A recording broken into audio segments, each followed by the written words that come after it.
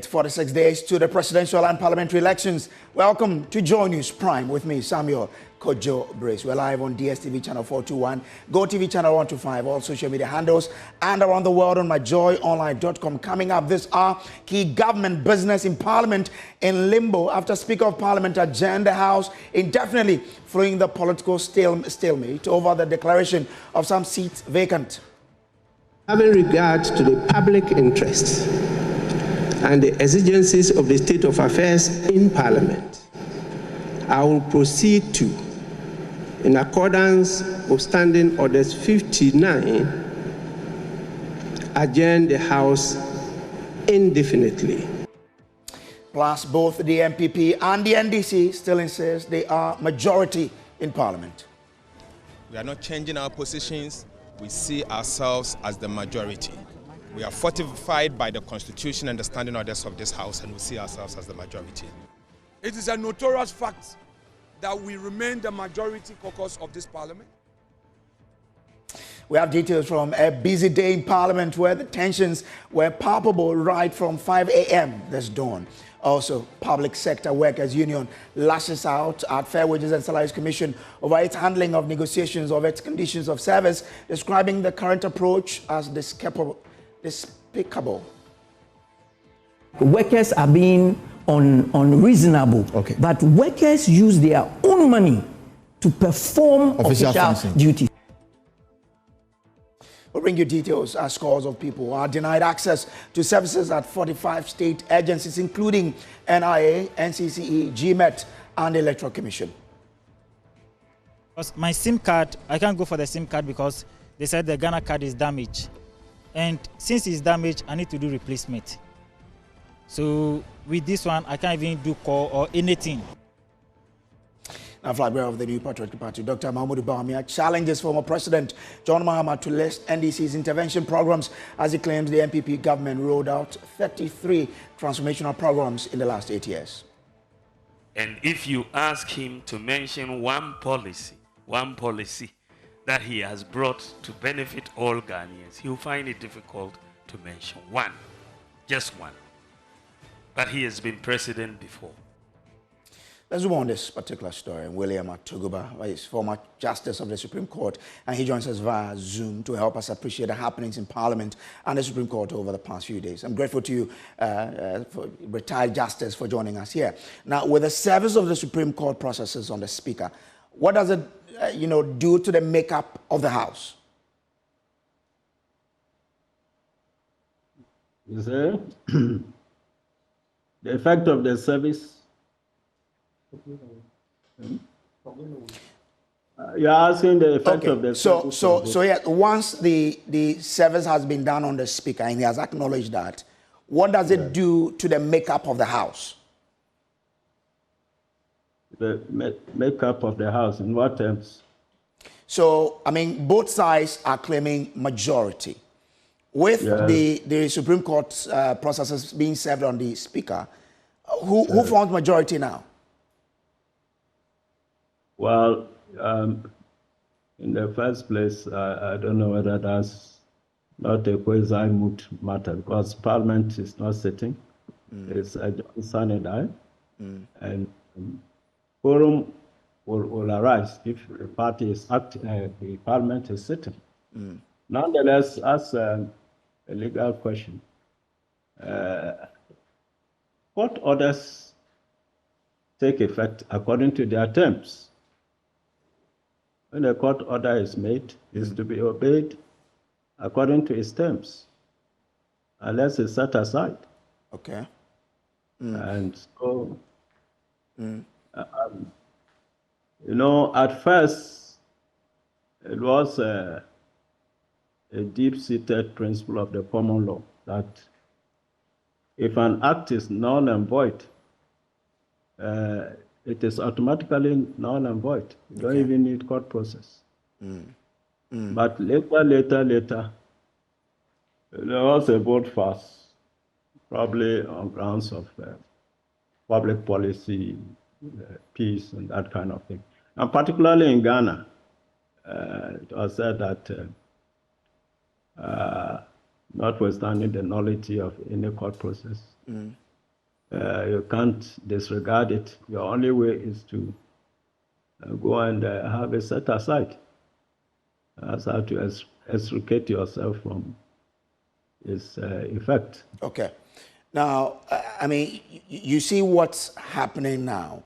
In terms of your understanding of Article 97G and H, how should we really understand it? Is it applicable in the current parliament, or as some people say, I mean, in future parliament? Help us understand.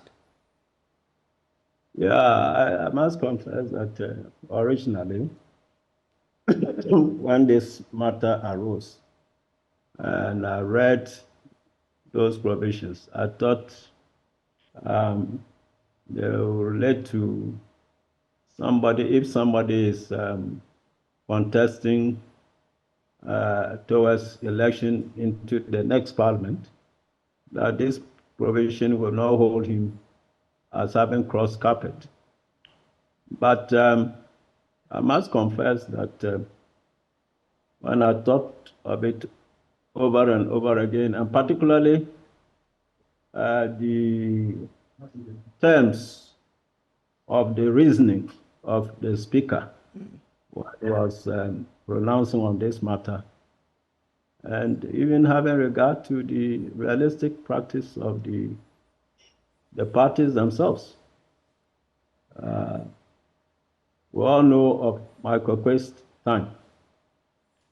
You know what happened there? Yeah. Yes. And so, you see, politics aside, always, when things are settled, and that's my trouble with politicians. Things are hardly settled. They are settled in one way when it is in their favor, they are happy with it. When it goes against them, they try to unsettle it by all means. These days, when people are talking law, I feel that we have to distinguish between political law and actual law. Political law is jaundiced law, in my view, sometimes. They try to tilt legal reasoning towards their political interests. That's just an aside. But I think that, as I said at first, I thought if a member of parliament is running for election to the next parliament, the idea is that his new membership will take effect with the next parliament. And that will show his definitive break or otherwise with his party. I haven't listened carefully to the reasoning of the speaker and even the practice of it was the NPP that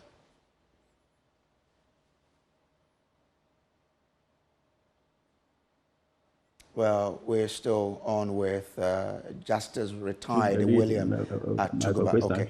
To say that the member. Well, this is still prime.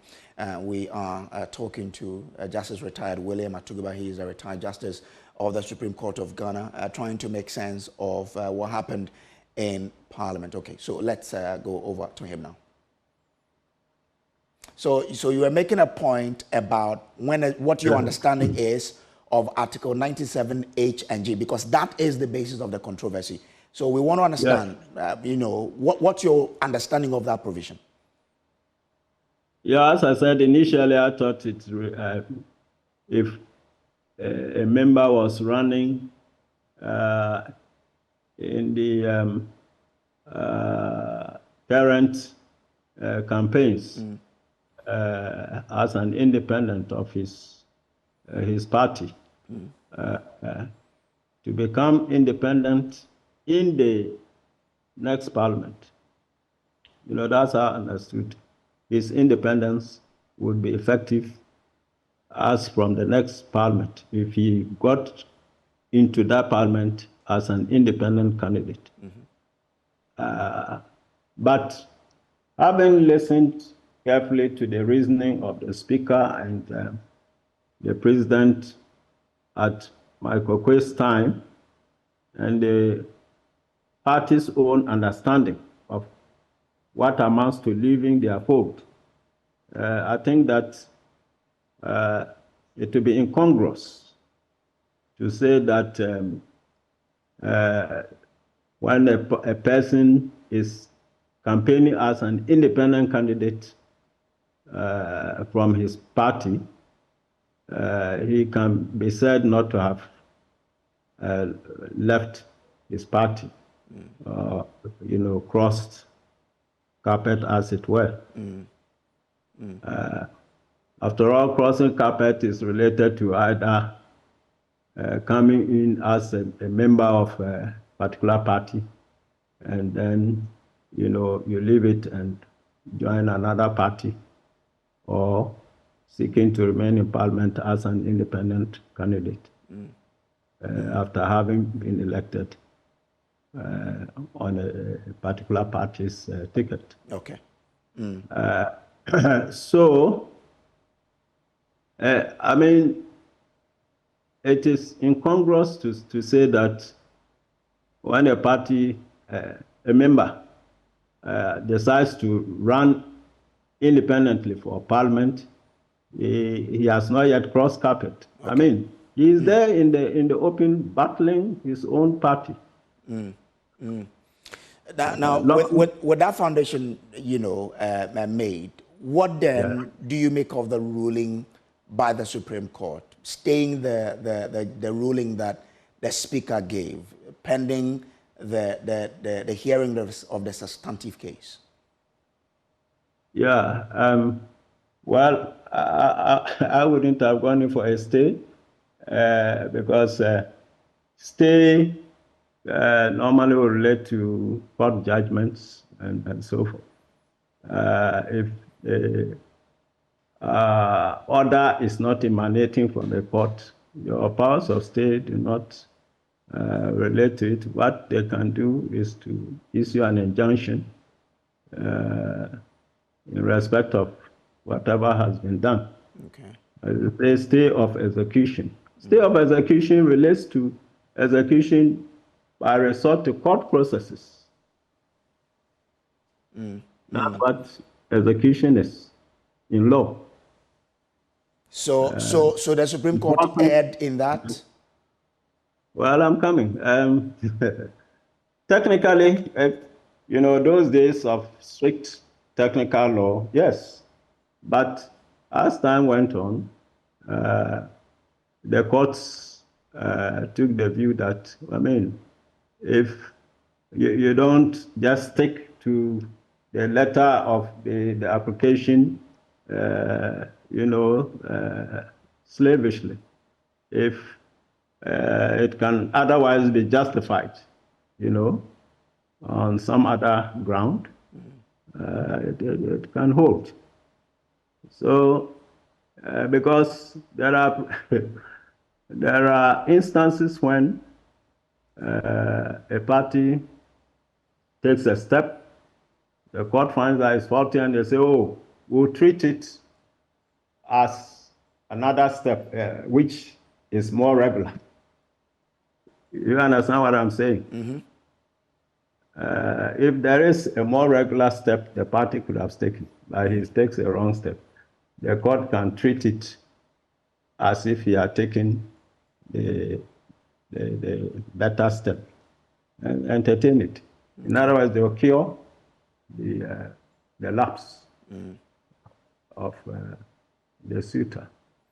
And so sticking to particular expressions of legal terms will not necessarily carry a person the way he wants. But the courts are out for substantial justice.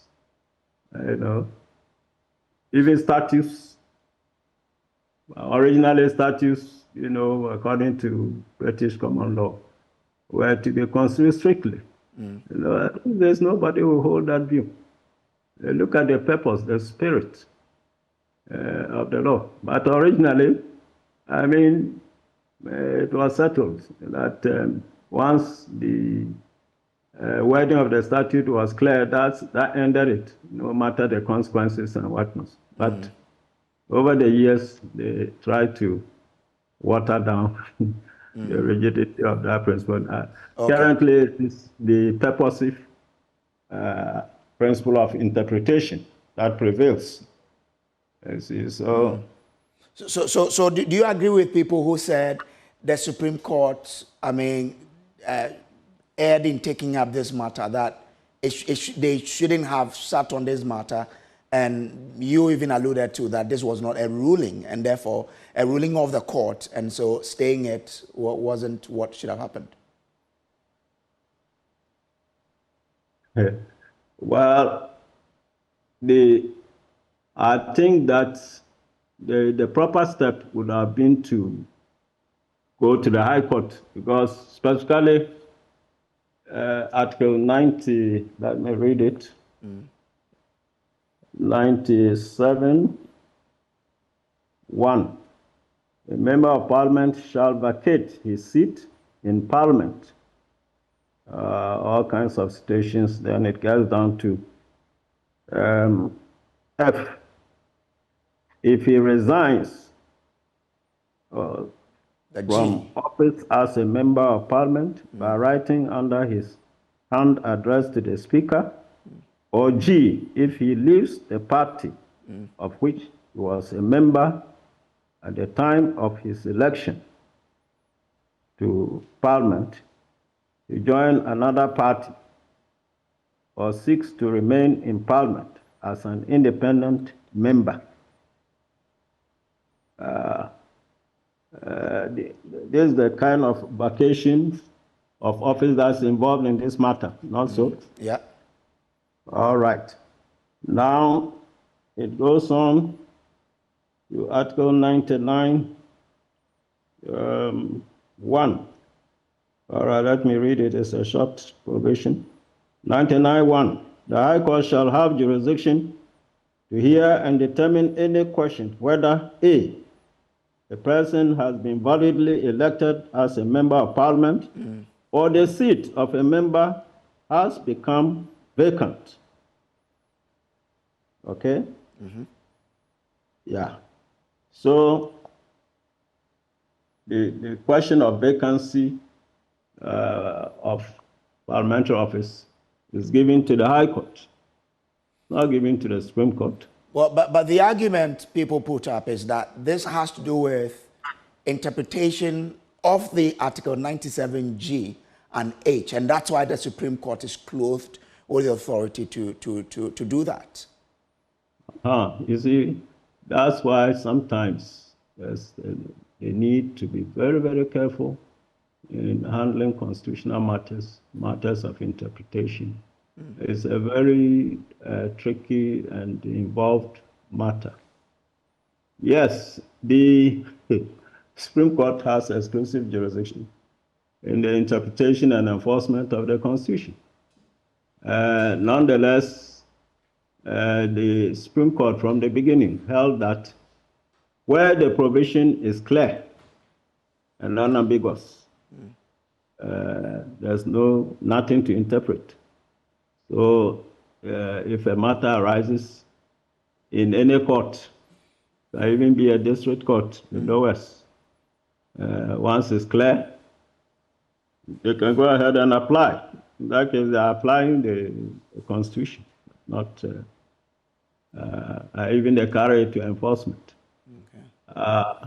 So the mere fact that a constitutional provision comes up does not necessarily mean that the Supreme Court has original jurisdiction. This original jurisdiction is widely couched. Articles 2 and 130, these are very widely couched.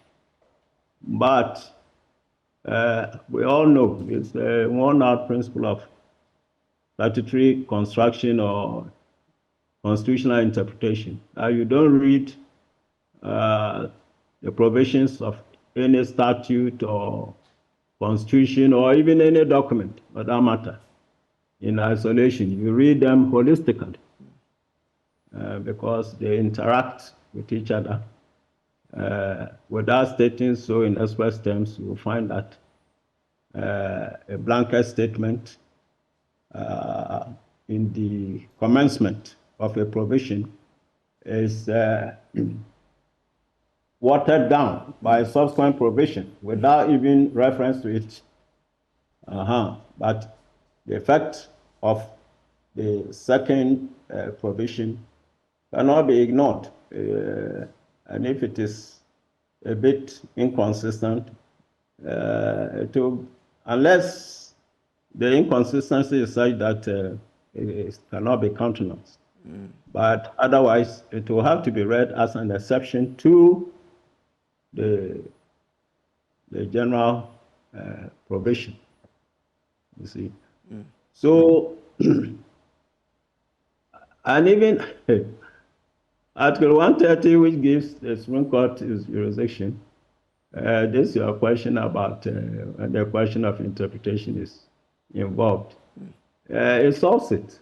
It does not deprive the lower court of its jurisdiction. What it says is, if it happens so, in the case that is commenced in the lower court, let's say they have jurisdiction relating to the subject matter, but a question of interpretation arises, they will stay the proceedings and refer the matter which calls for interpretation to the Supreme Court.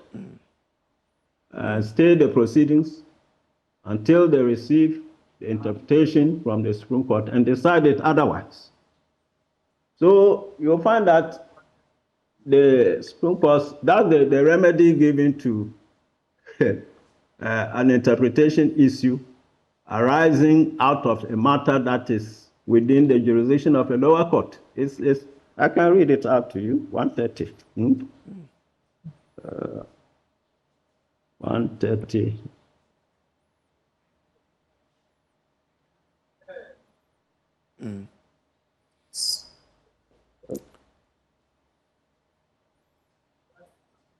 Yes.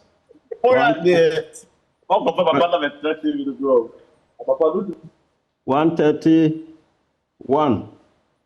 Subject to the jurisdiction of the High Court in the enforcement of the fundamental human rights and freedoms as provided in Article 33 of this Constitution, the Supreme Court shall have exclusive original jurisdiction in all matters relating to the enforcement or interpretation of this Constitution, and B, all matters arising as to whether an enactment was made in excess of the powers conferred on Parliament or any other authority or person or by law or under this Constitution. Now, 2, where an issue that relates to a matter or question referred to in clause 1 of this article arises in any proceedings in the court other than the Supreme Court, that court shall stay the proceedings and refer the question of law involved to the Supreme Court for determination. In the court in which the question arose shall dispose of the case in accordance with the decision of the Supreme Court. So, quite clearly, it doesn't deprive the lower court of its jurisdiction over a matter that involves interpretation before it. You say stay the proceedings and refer that matter to the Supreme Court. Okay, all right. From where you sit as a statesman, how should this case be resolved so that Parliament can go about doing it, performing its duties the way it is expected to? Is it? I said, from where you sit as a case. Yes. How should this case be resolved? Because now Parliament has been adjourned indefinitely because of this. How should it be resolved? Well, the matter is before the Supreme Court, and I'm sitting on it. I can't tell them what to do in it. Okay. So we're waiting for how they'll resolve it. All right, I'm grateful to you for spending your time this evening to help us appreciate what's happening and what the law really says. That's Justice retired William Atuguba, a retired Justice of the Supreme Court of Ghana. We'll take a break here on Prime. We'll be back with more, please. Don't go away.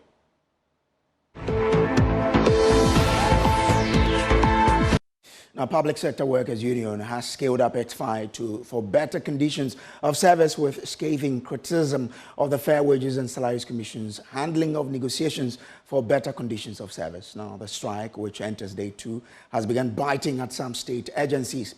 Ghanaians who showed up at the headquarters of the National Identification Authority with hopes of securing their Ghana cards have been left disappointed after they were turned away due to the strike by the Public Services Workers Union, of which workers of the NIA are members. Most of them expressed their surprise at the strike, which they only found out after getting to the NIA headquarters. My colleague Kenneth Jesse has the rest of the story.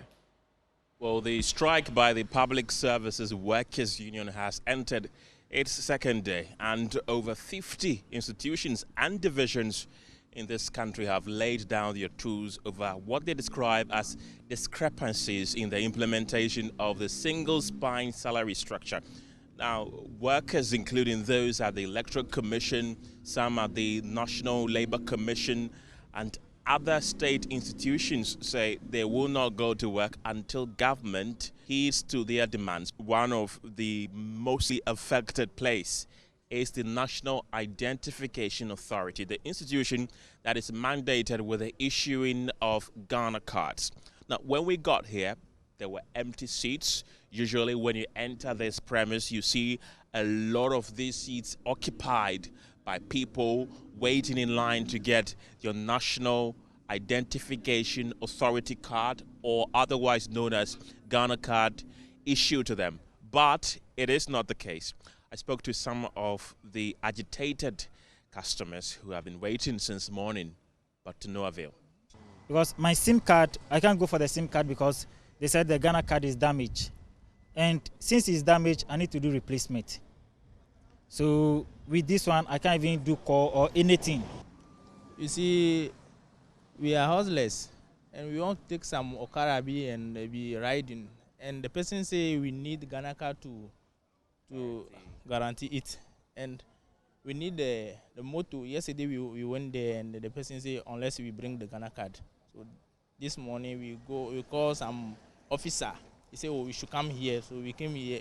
We come here right now and then they are on strike. So the motto person is on hold right now. I'll be going to the university next year, so I'll be needing to fill some forms. Do you have any other option? No. So I just have to wait for them to resume. The Fair Wages and Salaries Commission has also been pleading with them to return to the negotiation table, insisting that they can only renegotiate with them if they call off their strike. From the headquarters of the National Identification Authority in Accra, my name is Kenneth Jesse for Joy News. Now, in the Ashanti region, public sector workers defied directives from the union leaders to embark on a strike over the single spine salary structure. The strike, which was called by the Public Sector Union, was expected to bring all public sector institutions in the country to a standstill. However, checks in many offices in Kumasi, including the National Identification Authority and the Forestry Commission, indicated that workers are at post and working. My colleague Nana Boache Yadom has been monitoring the strike in the Ashanti region and joins us with more. Nana, you have been going around. Tell us what you gathered. Well, so Kojo, in the Ashanti region, most of these offices that we visited, we realized that the officers are not compliant with the directive to go on the strike. We are being told that they are supposed to join their colleagues in other regions to embark on this particular strike, which is against the government's failure to handle the single spine salary structure. But then at the Forestry Commission, just as you mentioned, the National Identification Office, the Passport Office, the Electoral Commission's Office, the Office of the Controller and Accountant General, these places that we visited in the Ashanti region, we realized that they were all working. We approached them to question them as to why they are still working, which does not, in fact, agree to the directive by their leadership. They tell us that there are a lot of people who need services, especially for the National Identification Authority. A lot of people who need their Ghana cards, some of them who have gone through the process but then the final part of it must be done. That is why they agreed with some staff to come to work today to make sure that they are able to render these services to people who need them most. Okay, grateful to you for that info. But General Secretary of the Public Sector Workers Union, Bernard Adjei, says that despite internal divisions, they will not relent in their demands. They use their own money sometimes to perform official duties. And I dare you, the media, to go down and do some of this investigative journalism and inform the public so that it doesn't look like workers are being unreasonable. Okay. But workers use their own money to perform official duties. But in Kumasi, some appears to be working, even though you've declared a strike. Well, so you can expect that there will be a few people who, for whatever reason, may want to take certain actions. But the fact is that, so far as we are concerned, majority for a fact that they also want some of these allowances. And when we are successful, they will be the beneficiaries. It is so serious that you can have two people in the same organization, and that's a typical situation in Lands Commission, where we have two major unions, the PSW and CLOSAG. I think we should do things properly in this country. With them over the years, since the fair wages was established. And I must say it's very despicable how they do some of these negotiations now. And there's no way you can explain that two people, the same qualification, same organization, same number of years of experience, same job, are being treated differently. Is your strike the reason why there was no weather forecast today? Well, it's possible. Meanwhile, the Director of Grievances and Negotiations at the Fair Wages and Salaries Commission, Professor Charles Adabo Opong, says the Ministry of Finance is yet to give clearance for the payment of some of the funds negotiated with the Public Sector Workers Union and continues to urge them to call off their strike and return to the negotiation table. And as part of the normal negotiation procedures, when we agree on some of these things, fair wages is the lead. But in terms of financial, obligations, everything rests with the Ministry of Finance. So we developed the financial, models or scenarios, as we call it, and we submitted to Finance. And we are waiting for the response from the Finance Ministry. Then we continue, of which the leaders are aware.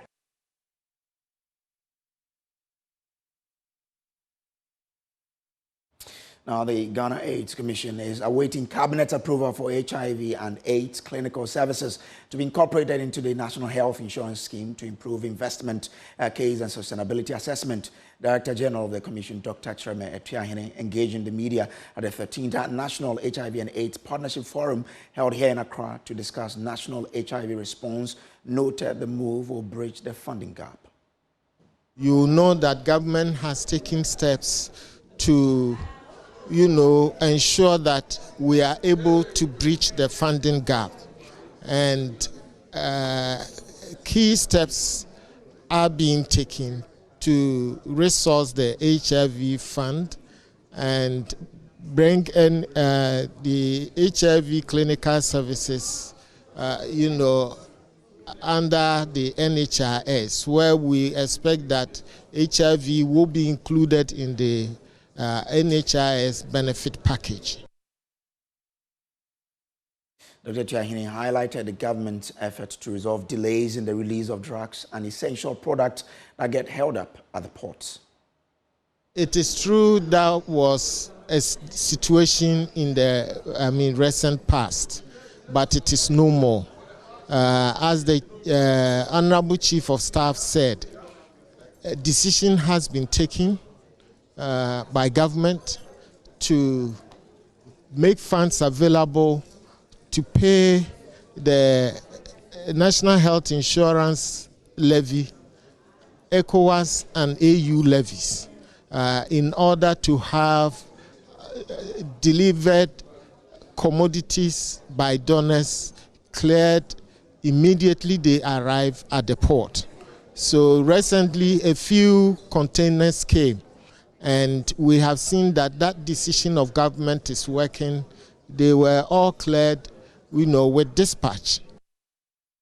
Meanwhile, Chief of Staff Kosia Frema Parry urged the Commission and stakeholders to widen HIV test coverage.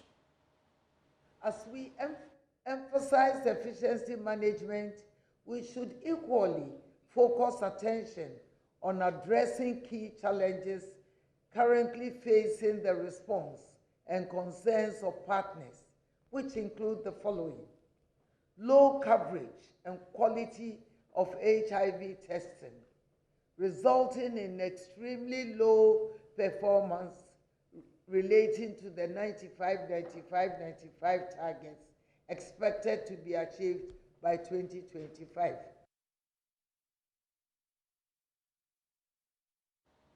Well, let's do election headquarters now, and that is brought to you by Petrosol Platinum Energy, energizing dreams.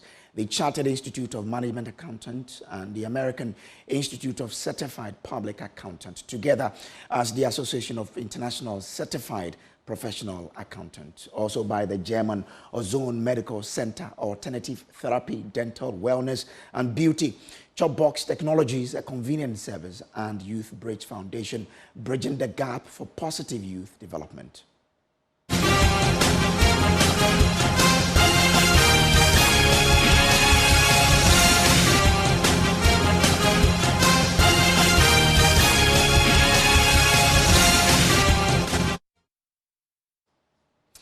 Now, flag bearer of the New Patriotic Party, Dr. Mahamudu Bawumia, has challenged the NDC flag bearer, John Dramani Mahama, to produce the previous government's programs aimed at improving lives of ordinary Ghanaians.